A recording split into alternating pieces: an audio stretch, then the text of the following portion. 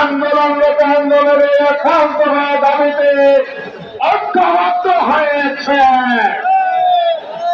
যারা আজকে না ভোটের পক্ষে ক্যাম্পেইন করে মুখে বলে সংস্কার, অন্তরে বলে মুছে দেব সংস্কার, যারা না ভোটের কথা বলবে জনগণ তাদেরকে লাল খাত দেখাবে আগামী নির্বাচনে।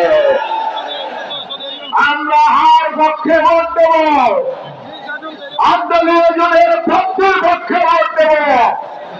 কেন দেব?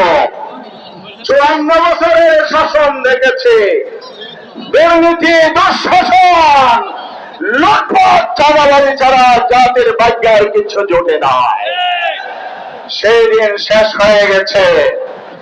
আবার সীমান্তে গুলি হবে, আবার মিলিয়নের ভিড় খাবার, শ্রমিকদেরকে, দেশপ্রেমিক সেনা অফিসারদেরকে হত্যা করার ষড়যন্ত্র করবে আধিপত্যবাদী শক্তি।